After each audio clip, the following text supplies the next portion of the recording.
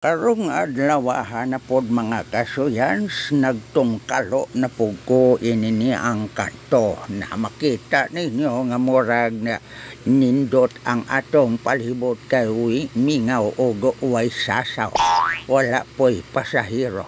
So duha mi nga nini ang nagtungkalo aning kanto mga kasuyans pertig yung mingawa maingon man pod ni itong pikas nga banda. Bahala ka sa buhay mo. Atong silipon mahuman ta din haga lian ang pikas atong iliwag ang atong kalimutaw diha sa sentro sa motor mga kasuyas na dan-awa ninyo ng atbang.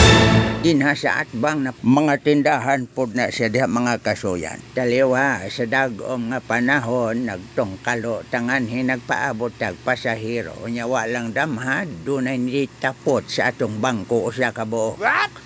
So ato siyang i-deliver o gihatod ngadto sa ulas banda. Akong ipakita sa inyo mga kasuyan sa ang kalsada. Kahimtang sa kalsada nga diin nag-inanay nagyod og kalapad ang ato ang daan nganhi din hiniining dapita mga kasuyan. Og saktanto namong kulo kabildo mga kasuyas, dili lang pod nako ipadungog og ipabati nganha ninyo ang among gitabian tungod kay sensitibo kini para sa mga marites. So eksklusibo na lang yun kini para namong duhara. So kining akong pasahero nga na nakuha didto sa akong gitornohan usa kini ka pasahero nga lumad po dinhing niining Talomo area mga kasuyans. Og nay makita ninyo din sa ato ang gidaganan gyutay ra gyud ang ato nga nasundan mga kasuyans og bihira na lang gyud pod ang atong nasugat nga mga motorsiklo mga sakyanan na muliko tag tuo nga rin dapita. Muliko ta sa tuo kay padung man ta sa ulas. Paano masabi?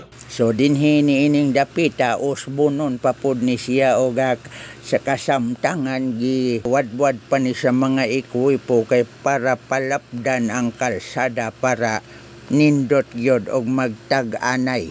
No, dako-dako gyud kadaganan og poring kasog magtag-anay na mga kasuyan. Nay tan-awa gyud ninyo diha sa unahan mga kasuyans.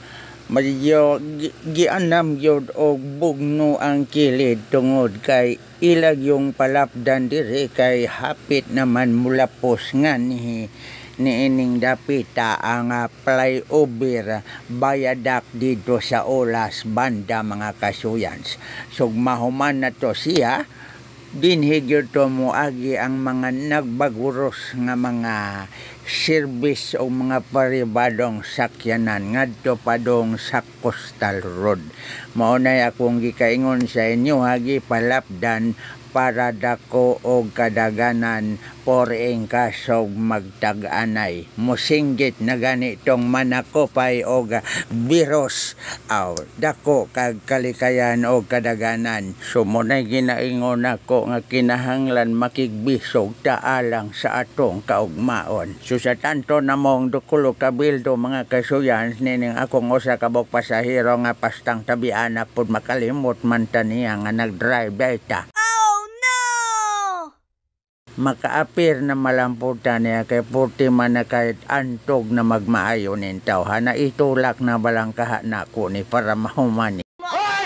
Bitaw ay mga kasuyans, dool na lang ko sa kanini ang ulas nga akong hatdanan niya. So ato na lang ning sulit-sulito ni kay panagsarapod ning pasahero nga pagkatabian na.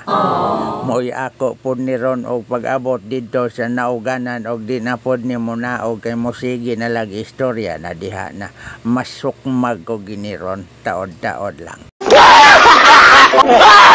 Gwa lang po mga kasuyan, so taod-taod nangabot na may o diri na nako siya i-drop kay mo tulidyok na pugkog pabalik ngadto sa akong gitornohan.